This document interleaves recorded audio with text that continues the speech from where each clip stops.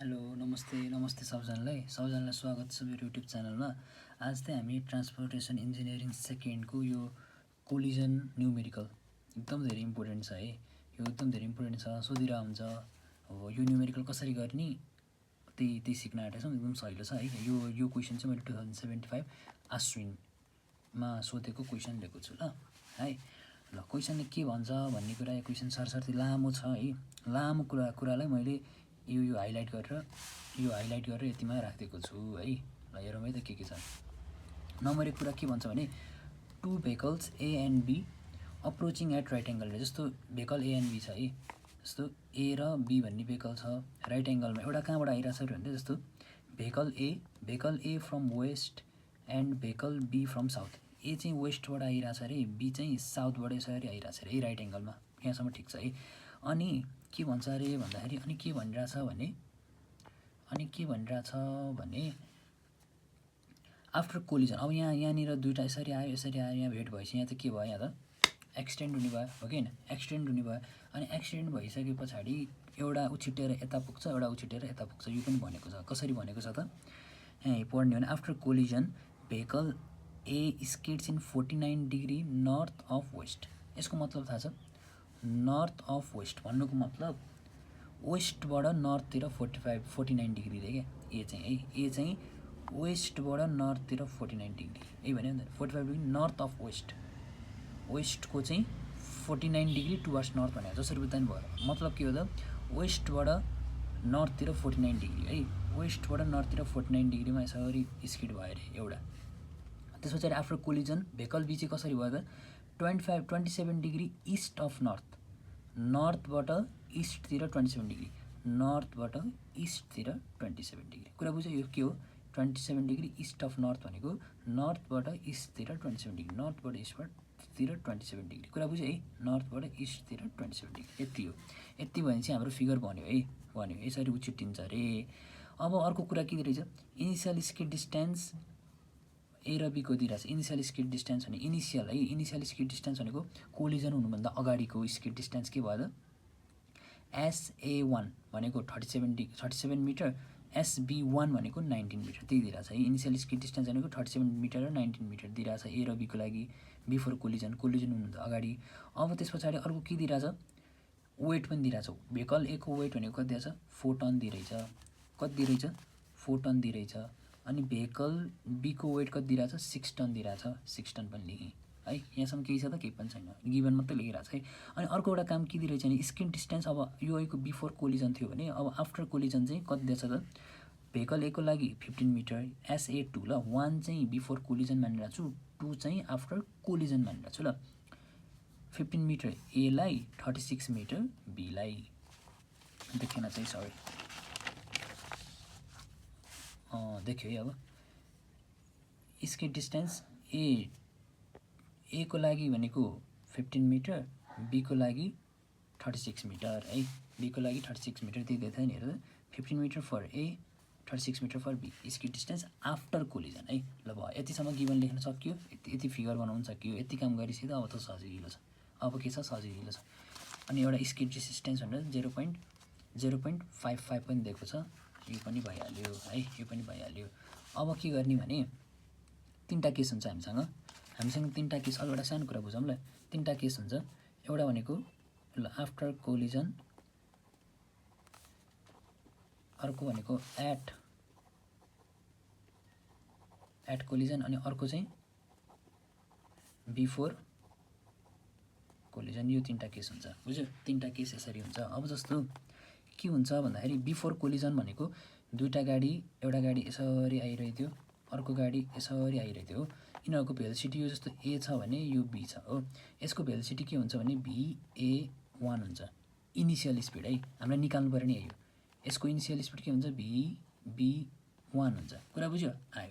अब यो दुईवटा ठोक्किने बेलाको स्पिड भनेको चाहिँ हामी V2 मान्छौँ। के मान्छौँ भने V2 भनेको ठोक्किने बेलाको स्पिड भने चाहिँ एट कोलिजन हुँदाखेरिको स्पिड के राख्नु पऱ्यो मैले, V2A आउँछ, अर्को के आउँछ, V2B आउँछ एट कोलिजन है, ठोक्किँदाखेरि। अब ठोक्किसके पछाडि के हुन्छ, यो एउटा उछिटेर यता पुग्ला, अर्को उछिटेर यता पुग्ला। जस्तो मानौँ ए यता पुग्यो, बी यता पुग्यो हो, बी यता पुग्यो। त्यसो भए VA अब उछिट्टिसकेपछि आफ्टर कोलिजन भए पछाडिको स्पिड चाहिँ के हुन्छ त V3 हुन्छ। V3A भयो, VB को लागि V3B भयो।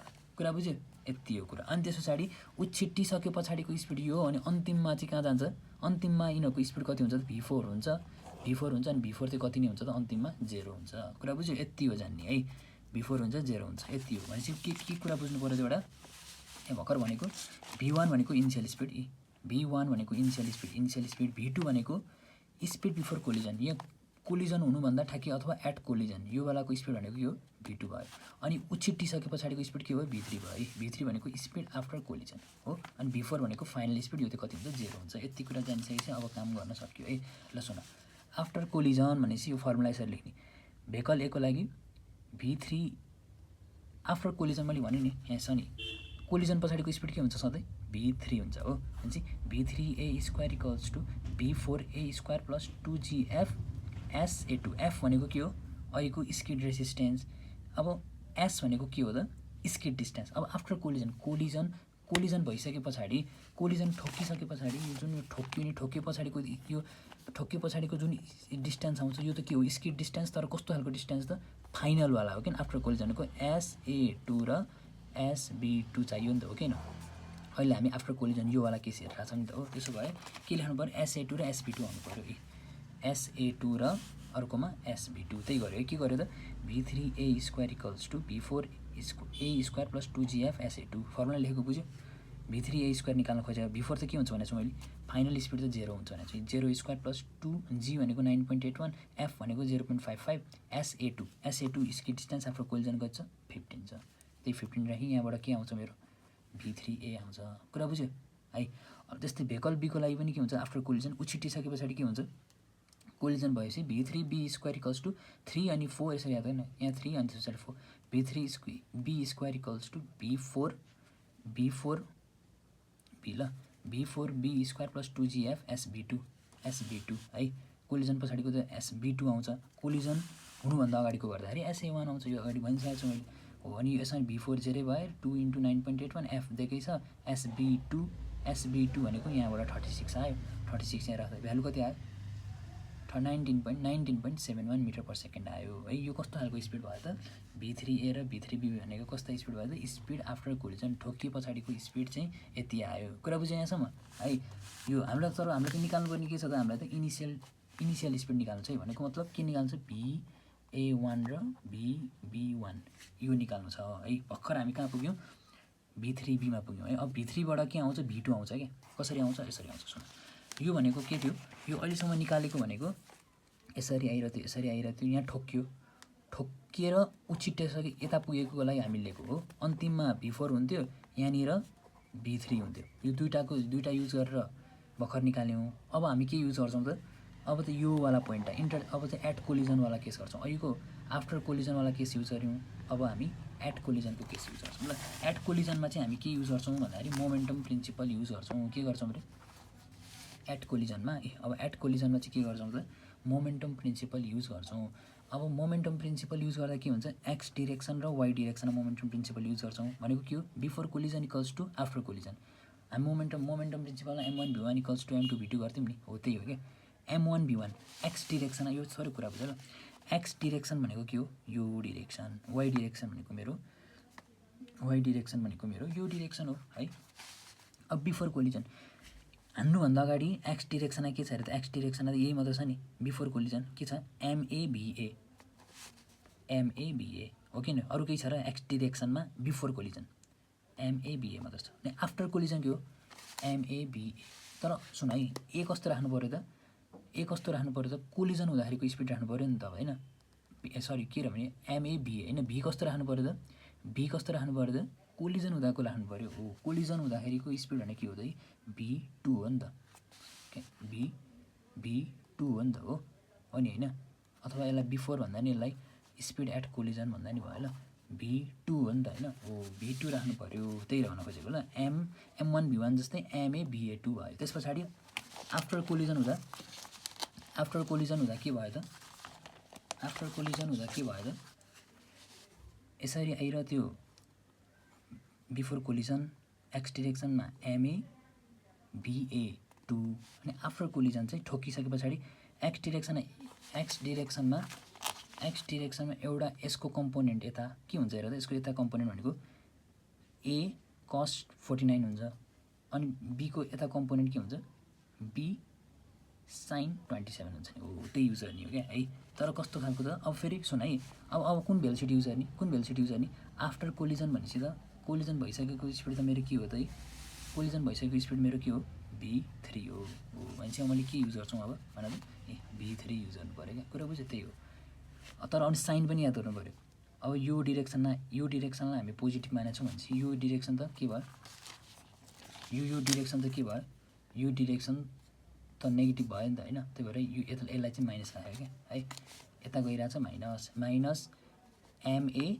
b3a cos 49 प्लस mb यता लागेकोलाई हामी के गर्छौँ पोजिटिभ अनि b3b तर यो त साइन कम्पोनेन्ट हो sin 27 है यहाँबाट हाम्रो सबै नोन छ ma नोन छ mb नोन छ ba2 मात्र अननोन हो b3a त निकालिसकेको छ छैन र फर्स्टमा अहिले निकालेको है नि के हेर त b3a b3b निकालिसकेको छ भनेपछि अब अननोन के मात्र भयो त अननोन के मात्र भयो ba2 हुन्छ यो क्वेसनबाट सल्भ गर्दा यति आउँछ कुरा बुझ्यो वाइ डिरेक्सनमा पनि त्यस्तै वाइ डिरेक्सनमा फर्स्टमा बिफोर कोलिजन यसरी हिँडिरहेछ है बिफोर कोलिजन यसरी हिँडिरहेछ के हिँडिरहेछ बी हिँडिरहेछ वाइ डिरेक्सन एमबी बीबी तर कस्तो बी त बिफोर कोलिजन अथवा एट कोलिजन भनेको के हो v2 छ हो भनेपछि v2b राख्नु पर्यो v2b अथवा vb2 जसरी राख्दा नि भयो ल vb2 है त्यस पछाडि कोलिजन भइसके पछाडि वाइ डिरेक्सनमा यो उछिटेर यता पुग्यो यो उछिटेर यसको कम्पोनेन्ट त वाइमा ए हो नि त हैन यता राख्दाखेरि sin 49 युज गर्नु पर्यो यता cos 27 युज गर्नु पर्यो त्यही गरे है ए को लागि माथि गइरहेछ ma अनि भेलोसिटी कस्तो लिने आफ्टर कोलिजनको भेलोसिटी भनेको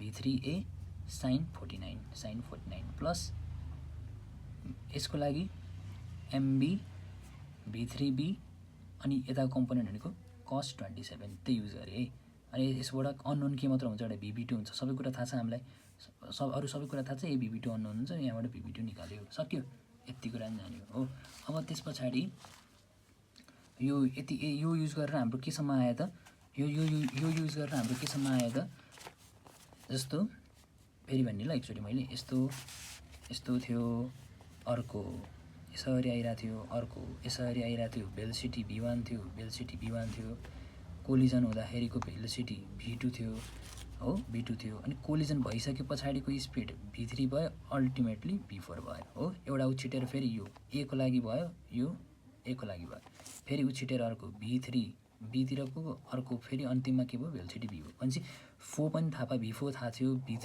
भयो v2 पनि भर्खर निकाल्यो v2 कसरी निकाल्यो हामीले मोमेन्टम प्रिन्सिपल अब फेरि के युज गर्ने त अब v1 र v2 युज गरेर अनि बल्ल अब के निकाल्ने त v1 निकाल्ने भनेपछि यो वाला युज गर्ने भनेपछि कुन क्वेस युज गर्नु पर्यो त बिफोर कोलिजन अहिलेसम्म हामीले after collision at collision use गर्यौँ अब बिफोर कोलिजन युज गर्ने है त्यही गर्ने है ल बिफोर कोलिजन हामी युज गर्छौँ बिफोर कोलिजन युज गर्ने हो भने के गर्नु पर्यो त यस्तो लेख्ने तरिका त्यही हो 1 अनि 2 अघि गर्दा कसरी गरेको थियौँ हामीले 3 जस्तो अघि गर्दाखेरि कस्तो गरेको थियौँ त अघि गर्दाखेरि 3 अनि 4 यसरी याद गरेको थियौँ 3 4 अब कसरी हुन्छ त 1 2 है va1 square equals to va2 square plus 2gf एसै हो तर एस कस्तो एस त अब एस कस्तो एस त अब यो वाला भनेको त बिफोर कोलिजन हो नि त बिफोर कोलिजनमा स्केट डिस्टेन्स त हामीले इनिसियल स्केट डिस्टेन्स राख्नु पर्यो त्यो कति छ इनिसियल स्केट डिस्टेन्स हामीलाई दिएको छ नि 37 दिएको छ SA1 ल SB1 19 त्यही युज गर्नु पर्यो है ल अब SA1 भनेको कति युज गर्नु पर्यो SA1 भनेको कति युज गर्नु पर्यो त 37 युज गर्नु पर्यो यो भ्यालु राख्दाखेरि VA2 थाहा छ भर्खर निकालेको है VA2 निकालेको थियौँ हामीले भर्खर VB2 निकालेको थियौँ भनेपछि VA2 पनि छ जी पनि छ एफ पनि छ SA1 पनि छ के छैन VA1 छैन यो सल्भ गर्दाखेरि के आउँछ VA1 आउँछ बुझेको बुझेन है VA1 आउँछ त्यस पछाडि अर्को के आउँछ भेहिकल बीको लागि के आउँछ त भेहिकल बीको लागि गर्दाखेरि कसरी गर्नु पर्यो त VB1 square equals to VB2 square plus 2GF। अब एस चाहिँ कस्तो त फेरि अहिले भने जस्तै इनिसियल स्किड डिस्टेन्स B1 राख्नु पऱ्यो। अनि यो हिसाब सल्भ गर्दा सबै कुरा हामीले थाहा निकालिसकेका छौँ अगाडि, के मात्र छैन त एउटा BB1 छैन। अनि यो सल्भ गर्दा कति आउँछ 27.91 आयो हो।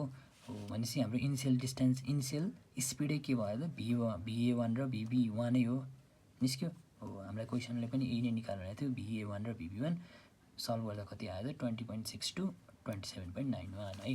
यसरी हामी यो हिसाब गर्न सक्छौँ, त्यति गाह्रो छैन है, जान्नुभयो होला। यो 2075 आस्विनको क्वेसन हो ल। हस्, थ्याङ्क यू।